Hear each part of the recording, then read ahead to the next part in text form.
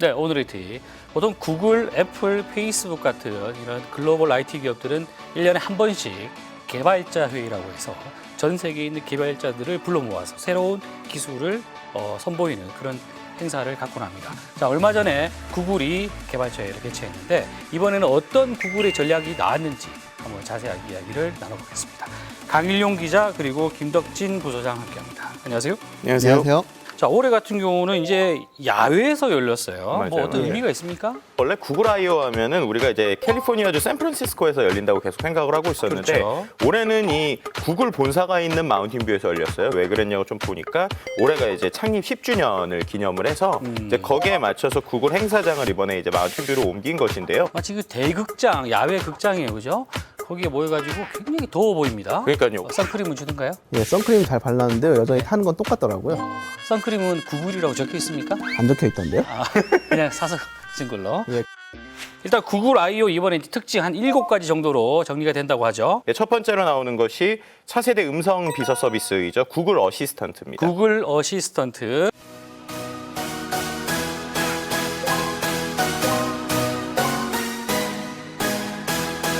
음성을 자연어로 인식을 해서 그것을 가지고 이제 비서 서비스를 해주는 거죠. 이 구글 어시스턴트가 적용된 기술이 딱 두 가지가 먼저 공개되었습니다.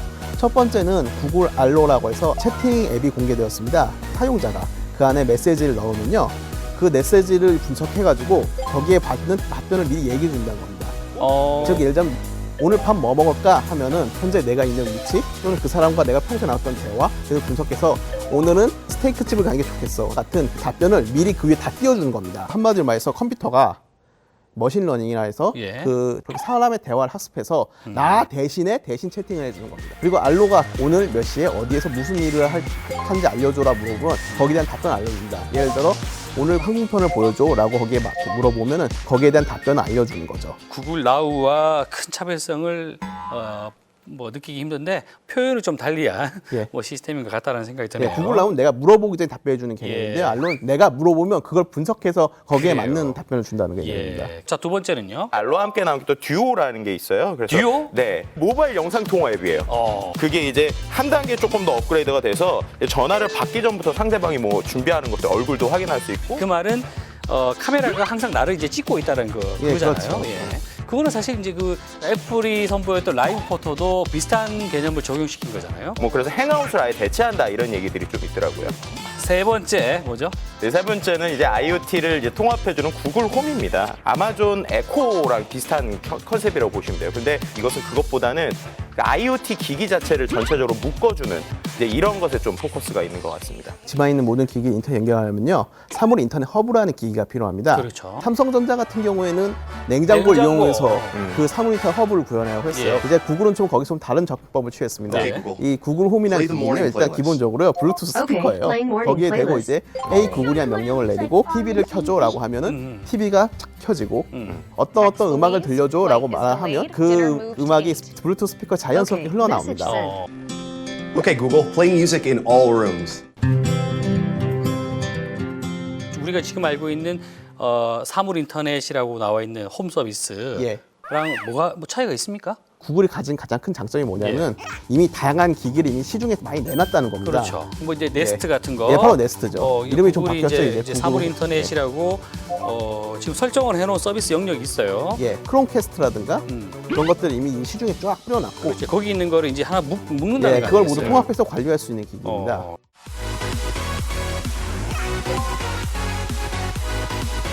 자, 네 번째 특징은요? 네, 네 번째 특징은 인스턴트 앱입니다. 앱을 깔지 않고도 앱을 쓸 수 있게 해주겠다라는 것이 이번에 인스턴트 앱의 개념입니다.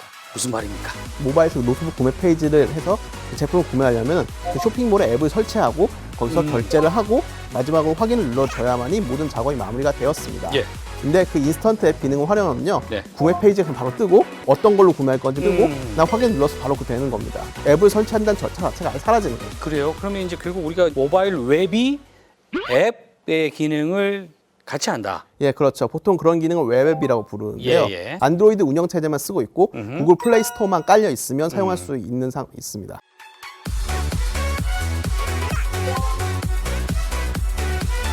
자, 다섯 번째. 네. 주인공입니다. 가상현실 VR 플랫폼 어떤 겁니까? 예, 데이드림이란요. 이제 구글이 다른 스마트폰 제조사 협력해서 음. 구글 가상현실 플랫폼을 만들겠다는 겁니다. 구글도 기존에는 가상현실 플랫폼을 가지고 있었습니다. 바로 카드보드죠. 카드보드. 문제는 카드보드 자체 단점이 있습니다. 경험이 너무 수준이 낮았습니다. 이제 최적의 경험, 누가 봐든 감탄할 수 있는 만큼 뛰어난 가상현실을 구현하는 것을 목표로 만들어진 플랫폼입니다. 예. 일단 기본적으로 세 가지로 구성되어 있습니다. 안드로이드 N, 이제 차세대 안드로이드 운영체계가 탑재되어 있는 스마트폰이 첫 번째고요. 두 번째는 그 스마트폰을 연결할 수 있는 헤드셋입니다. 그리고 그 세 번째는 바로 가상현실 앱입니다. 구글은 처음부터 콘텐츠 업체가 제일 중요하다고 그걸 강조했습니다. 일단 미국의 중요한 언론 3사, 아이맥스, 넷플릭스, 훌루 등 각종 이 동영상 업체들도 포섭했고요. 그 외에도 이제 또 게임도 중요하지 않습니까? 예. EA와 유비소프트를 이미 포섭했고 액티비전도 관련된 얘기를 진행하고 있습니다.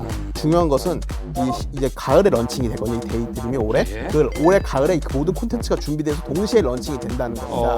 근간을 다 준비해놓고 가을 정도에 빵 터뜨리겠다. 구글이 그 페이스북과 VR과 약간 다른 점 뭐냐면요. 예. 일단 협력하는 업체가 많습니다. 소니를 제외한 거의 대부분의 안드로이드 스마트폰 업체와 협업 합의로 이미 결정을 내렸습니다. 특이한 게 뭐냐면 네. 삼성전자는 기업 VR도 하고 예. 데이드림도 한다는 겁니다. 양다리. 예. 네. 그러니까 삼성전자의 최신 스마트폰을 구입하면요. 기업 VR도 할 수 있고 그리고 이제 데이드림도 할 수 있는 거죠. 그게 가능한 이유가 이 데이드림이라는 게 단순히 스마트폰에서만 끝나는 게 아닙니다. 상징적으로 보여주는 것이 샤오미에서 발표와 함께 나온 것이 바로 미 TV입니다. 안드로이드가 들어가 있고 조이스틱이 들어가 있습니다. 그래서 결국 이제 우리가 그 다음에 얘기할 이 데이드림이 들어갈 OS인 안드로이드 N이 업그레이드가 되면 TV에서도 이 데이드림이 활용이 된다는 것이고 거기서 아마도 이 샤오미나 중국 업체들이 엄청나게 들어올 것 같은 생각.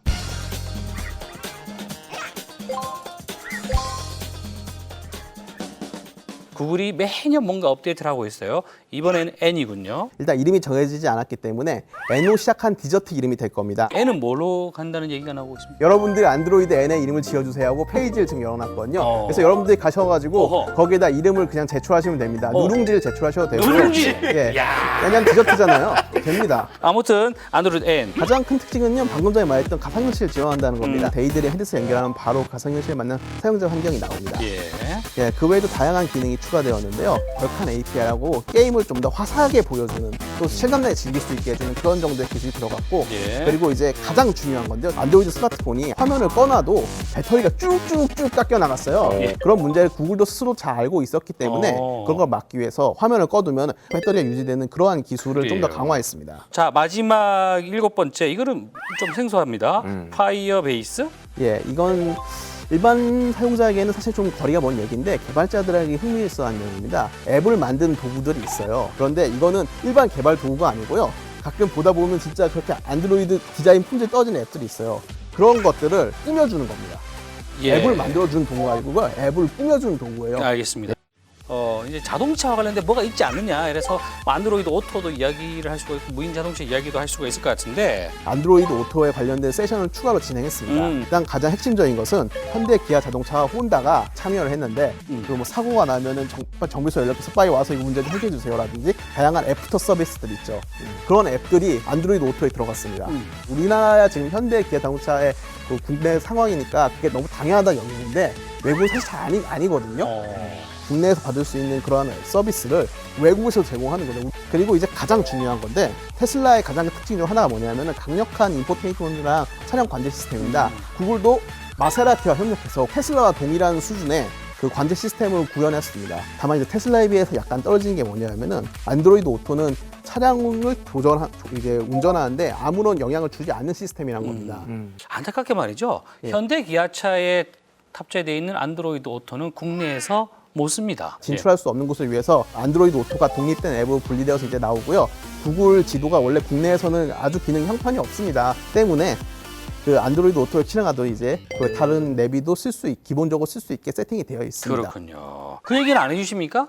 자율주행차 말씀이십니까? 무인카. 예, 일단 구글의 공식적인 입장은 자율주행차는 어디까지나 베타 테스트 중이고 아직 대중에게 공개할 만한 물건은 아니다라는 게 공식적인 입장이긴 합니다만 예. 안 보여줄 수는 없잖아요. 예. 그래서 누구나 볼 수 있게 그 자율주행차를 갖다 놓고 그냥 가끔씩 돌아가는 모습을 보여주긴 했어요. 진일보하긴 했어요. 작년에는 아예 꺼내놓지도 않았는데 올해는 좀 꺼내놓기라도 했다는 얘기는 예. 제 느낌인데 말이죠. 곧 구글이 무인과 관련된 특별한 이벤트를 열지 않을까 하는 저 혼자만의 추측입니다. 자, 마지막으로 말이죠.